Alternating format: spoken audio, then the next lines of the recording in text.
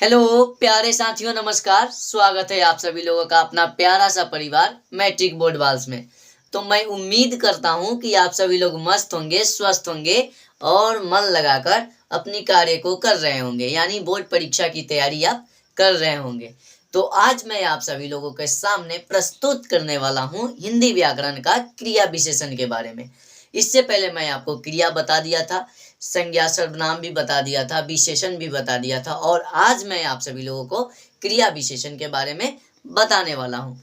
क्रिया विशेषण के बारे में तथा उसके प्रकार के बारे में मैं आपसे साझा करने वाला हूँ। ठीक है, तो मैं आप सभी लोगों से सेशन को स्टार्ट करने से पहले आप सभी लोगों से एक रिक्वेस्ट करना चाहता हूँ कि आप सभी लोग इस प्यारे सेशन को अपने दोस्तों में शेयर कर दीजिए, और पहले बार मेरे YouTube चैनल पे आए हैं तो एक प्यारा प्यारा सा सब्सक्राइब करके बेल आइकन को यानी घंटी को दबाना ना भूलें। ठीक है, और अपने नोटिफिकेशन को ऑन करके रखें ताकि जब भी मैं कोई वीडियो आप पे डालूं या ये जब भी मैं लाइव आऊं तो आपको पता लगे। ठीक है, तो मैं आप सभी लोगों को बताने वाला हूं आज क्रिया विशेषण के बारे में। क्रिया विशेषण कहने का मतलब वैसा विशेषण जो कि वैसा क्रिया विशेषण कहने का मतलब जो क्रिया की विशेषता को बतलाता हो। विशेषण यानी संज्ञा या सर्वनाम की विशेषता को बतलाता है, लेकिन इसमें क्रिया विशेषण में क्रिया की विशेषता को बतलाता है, यानी जो क्रिया की विशेषता को बतलाए उसे क्या कहते हैं? क्रिया विशेषण कहते हैं। क्रिया विशेषण का 4 प्रकार होता है। क्रिया विशेषण का 4 प्रकार होता है: कालवाचक, स्थानवाचक, वाचक, रीतिवाचक और परिमाणवाचक। ये क्रिया विशेषण के 4 भेद हैं। यानी क्रिया विशेषण और क्रिया विशेषण के भेद, ये सभी के बारे में मैं आप सभी लोगों से चर्चा करने वाला हूँ।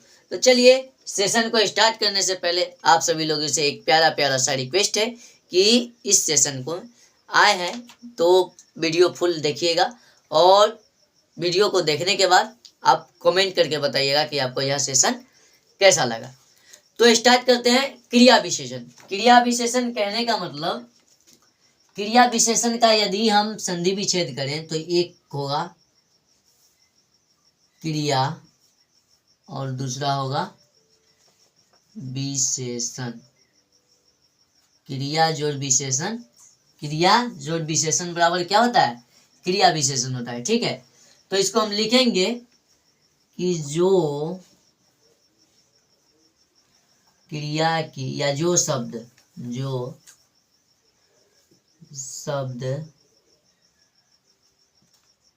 क्रिया की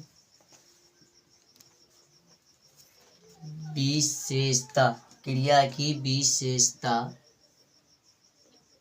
को बताए उसे क्रिया विशेषण कहते हैं। जो क्रिया की विशेषता को बतलाए उसे क्रिया विशेषण कहते हैं। यानी क्रिया विशेषण कहने का मतलब जो क्रिया की विशेषता को बतलाए उसे क्रिया विशेषण कहते हैं। जैसे में होगा कब, कैसे, कहाँ, किस तरह। ये सब क्या है? ये सब क्रिया विशेषण का उदाहरण है। क्रिया विशेषण का उदाहरण है। अब लिखेंगे कि क्रिया विशेषण के 4 प्रकार या भेद होते हैं। एक में होता है स्थान वाचक क्रिया विशेषण।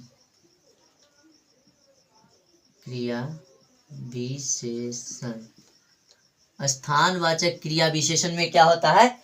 स्थान का बोध होता है, यानी किसी जगह या स्थान का बोध होता है। दूसरा होता है स्थानवाचक क्रिया विशेषण।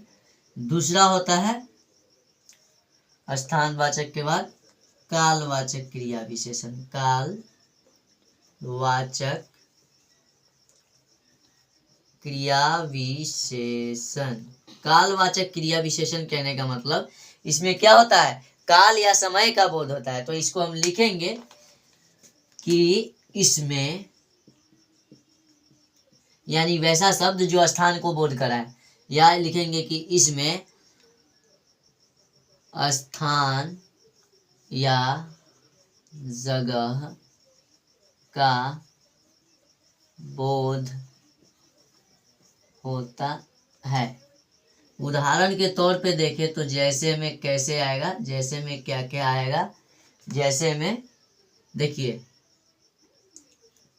दाएं बाएं, दाएं बाएं, इधर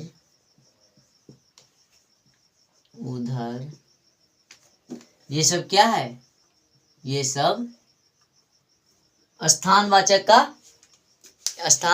विशेषण का क्रिया विशेषण का उदाहरण है। जैसे दाएं बाएं, इधर उधर, यहाँ वहाँ, जहाँ तहाँ, ये सब क्या है, ये सब एक क्या है, यह एक क्रिया विशेषण का उदाहरण है। कौन से क्रिया विशेषण का उदाहरण है, तो स्थानवाचक क्रिया विशेषण का उदाहरण है। सेम लिखेंगे कालवाचक में, इसमें काल या समय का बोध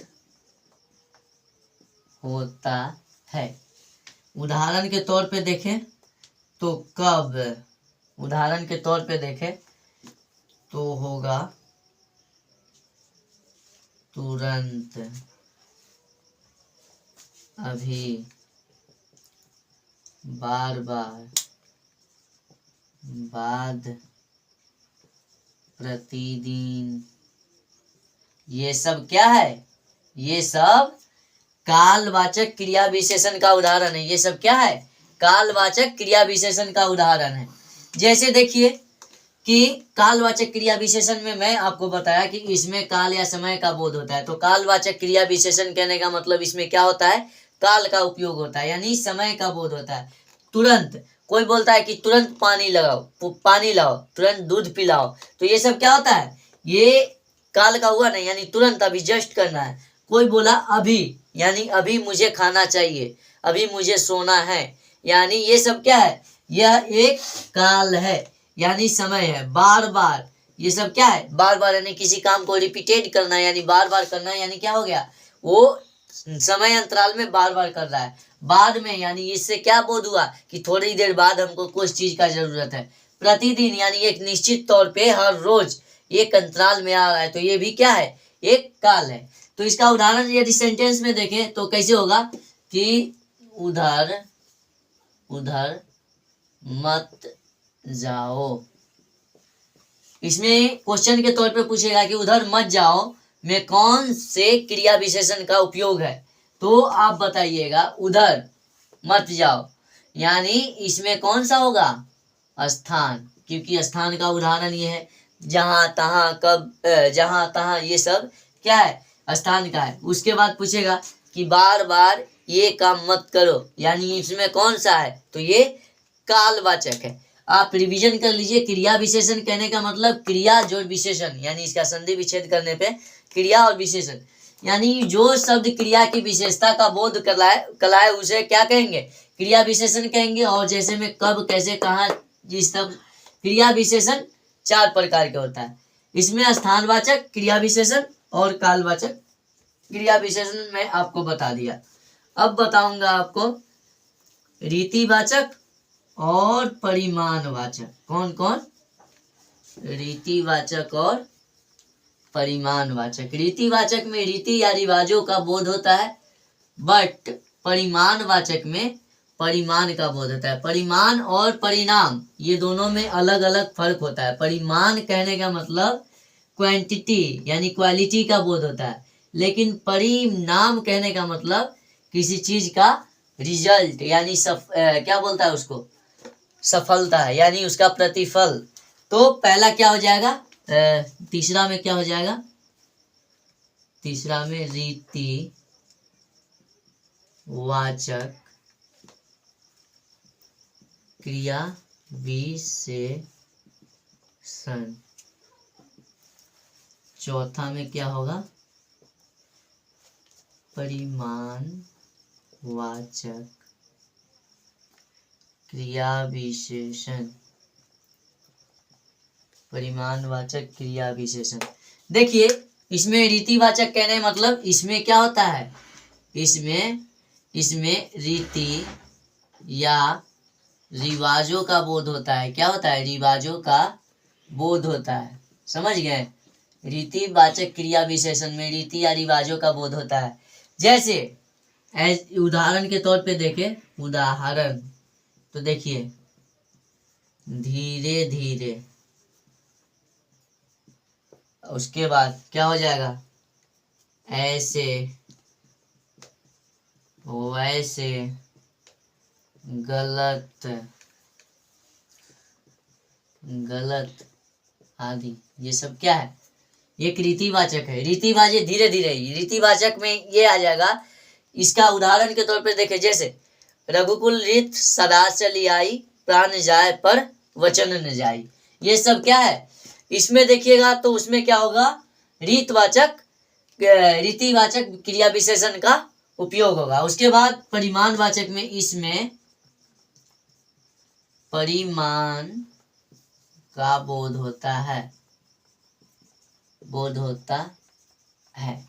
उदाहरण के तौर पे देखें, यानी जैसे इंग्लिश में लिख रहे हैं, उदाहरण में क्या आ जाएगा,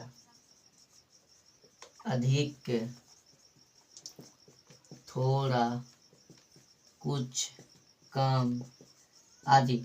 ये सब क्या है, ये सब एक परिमाणवाचक क्रिया विशेषण का उदाहरण है। जैसे कोई बोलेगा कि थोड़ा पानी लेकर आओ, कुछ बाद आओ, कुछ खाने के लिए लाओ, कुछ क्या बोलता है, कम उठो, कम दौड़ो। ये सब क्या है, ये जो है कहने का मतलब ये सब किस में आता है, परिमाणवाचक क्रिया विशेषण में आता है।